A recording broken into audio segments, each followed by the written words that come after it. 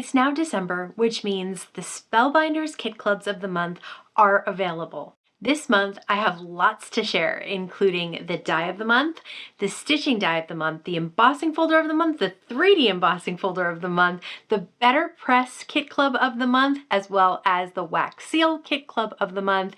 And new to the Spellbinders Kit Clubs is the Stencil of the month. Instead of the Quick and Easy card kit, the Stencil of the month will now be available, and I have it to share with you today. Since there's so much to share and I want a card for each of these new kit clubs, let's dive right into the card making and I'll share the new products along the way. Let's start out with the stitching die. First of all, you get this A2 size scallop. You can see that it fits perfectly on an A2 panel. You also get a stitchable love sentiment. You get bases for flowers that have these little circles, and then the stitchable circles, as well as a couple of other stitchable flowers. So these are very simple to stitch. I know some of you have mentioned to me that you're worried about stitching with a stitching die, that you're not sure that you could do it. You can, I promise you. I am not a stitcher at all. There's very simple stitches to create on this circle. You go from the center to the outside and you complete that around the circle. So easy.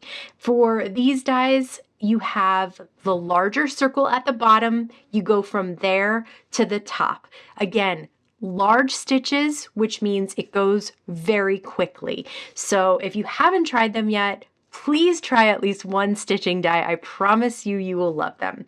So here's everything stitched out. I stitched out the love in white thread, and then I have gold on all the flowers. Now I'm just using some liquid adhesive. I have my Sweet Petunia precision glue press. The reason that I'm using liquid adhesive here is, first of all, it's a small space. Second of all, there are threads and Scotch tape holding the threads in place behind these stitching elements. So a good strong liquid adhesive is a great idea here. I wasn't sure how I was going to place all of this down, but I started with an A2 piece of light blue cardstock from Spellbinders that matches the blue flowers. That's in the back, then the white scallop on front, the love in the center, and then I had fun moving these little pieces around. Now, you could cut out 2 of each of them and you would have even more to play with. You could have 2 of the blue flowers on top, 2 of the blue flowers on the bottom. I did pretty much 1 of each except for these little guys right here. I did a couple of those. So easy to create, but such a big impact with all those stitches. Now let's check out the die of the month. So this is another one that has a ton of dies included in it, and I'll just put everything together so you can see all the pieces. You can see I cut out legs and a skirt in pink, and then shoes in pink. I've added the shoes to the bottom of the legs. Now here's a shirt. I've cut it out of 2 different blues so that I can create stripes on that shirt with the little pieces that come with it. So you can see that all the teeny tiny little dies are kind of placed together. So all the shoes come on one, and it makes it easier to not lose those dies. The umbrella, you can create different colors on there. And for this background, I've cut out both some hearts in gold mirror cardstock and the sentiment that says love you in pink cardstock. And I'm using them together to create stripes in the background. They're not exactly the same measurements, and I'll show you why as we start creating. The umbrella takes up a lot of space, and I wanted to be able to see the love and the U, so that's why. Now the legs are some of those Spellbinders dancing legs. If you haven't seen these before, they're very easy to use. You cut it out, it has a hole in that circle, and you can pile up some foam, tiny foam squares so that when the legs go on top, they will go back and forth or swish side to side. I did put a little bit of anti-static powder tool so that they wouldn't stick to anything. Then remove the top layer of that adhesive and place the skirt on top so it hides the mechanism but allows the legs to shift side to side. For the umbrella, I did end up popping it up a little bit more so it wouldn't interfere with the skirt or the legs at all. I flipped it over and cut off the excess of the lines that I created by using those long long dies with the hearts and with the love you sentiment. Just snip off anything that hangs off the edge there.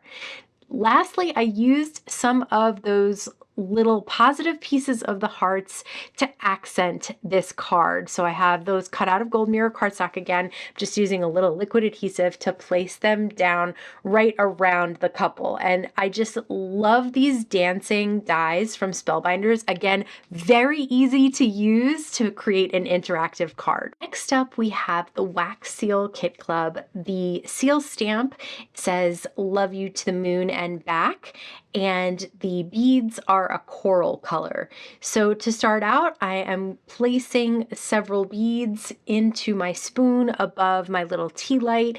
This whole setup is from the original Spellbinders kit that came with all of the elements you needed to get started with wax seals. Again, wait until it completely melts and then just pour it onto the silicone mat that comes with that original kit.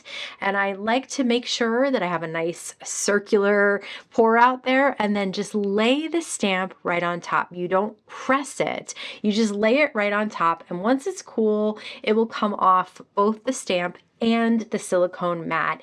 And look at how perfect that is. Love You to the Moon and Back. It's just such a pretty color too, the coral.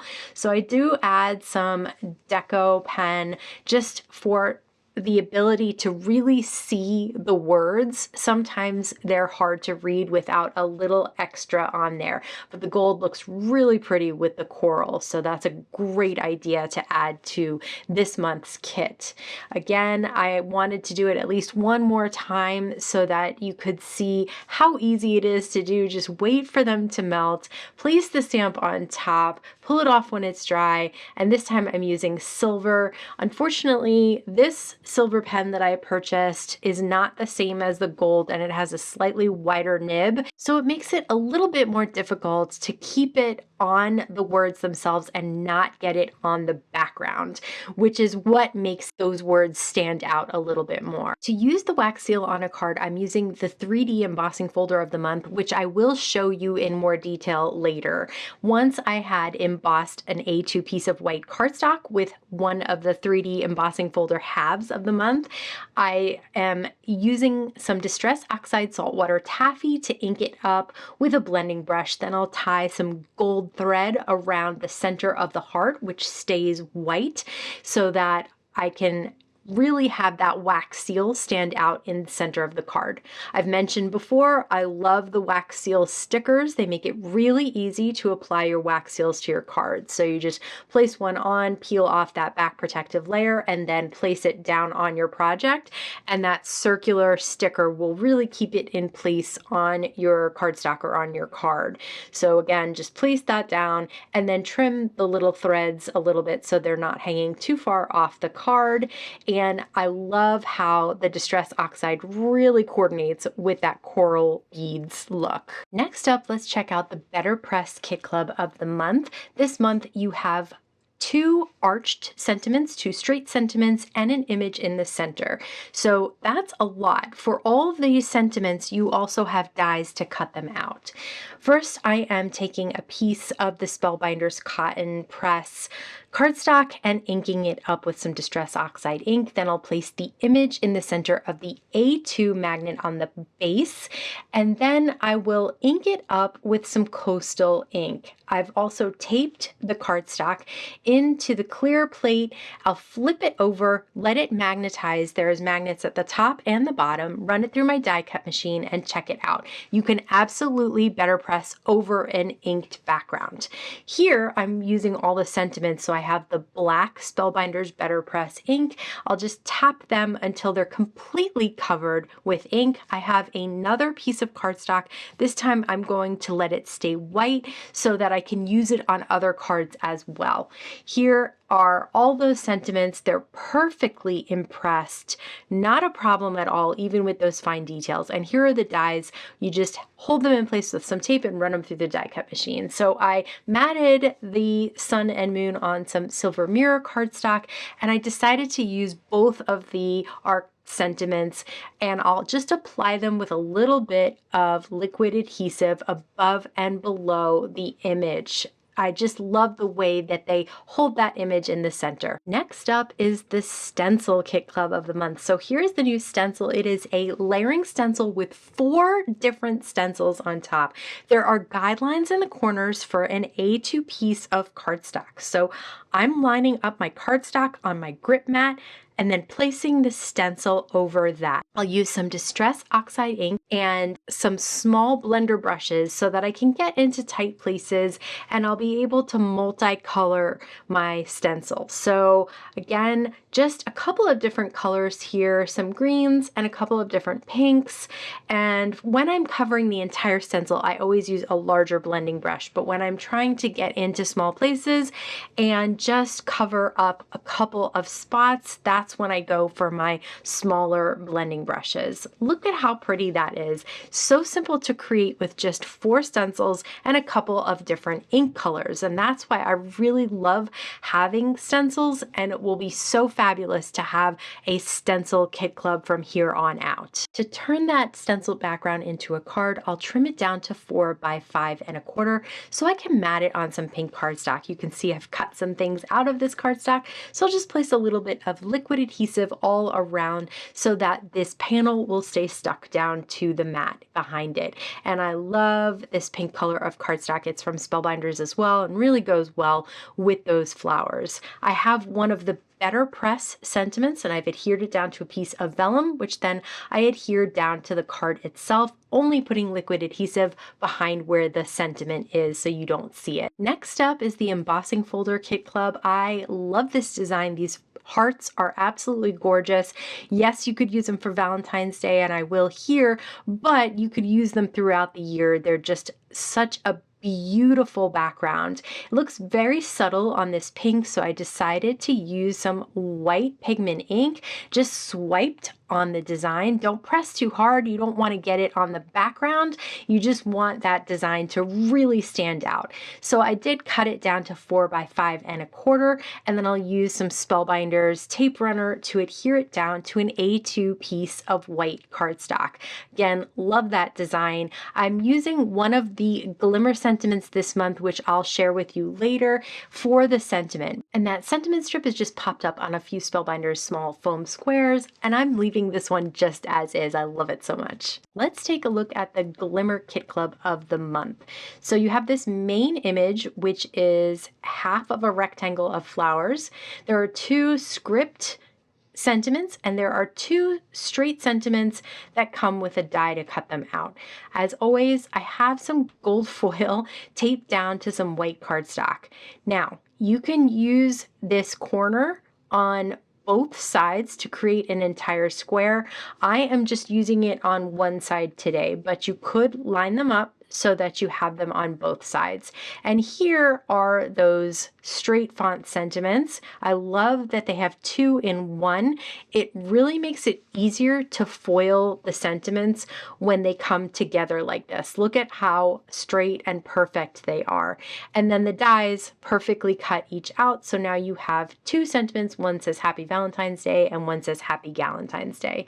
For the corner of the flowers, I'm using Distress Oxide Saltwater Taffy to ink right on top. The foil will resist. I'll tie some thread, and I'm grabbing that other wax seal that we created earlier in the video and a wax seal sticker and placing it right down on the knot of the thread. I just like the way all that gold thread looks with the gold foiled image. Since the panel is 4 by 5 1/4, I matted it on some peach cardstock in an A2 size. Here we have the 3D Embossing Folder Kit Club of the month. Now what's cool about this is you actually have 2 images on one embossing folder. So you can take an A2 piece of cardstock and place it on the right hand side, and this is the image that you'll get, that heart with the flowers that we used earlier.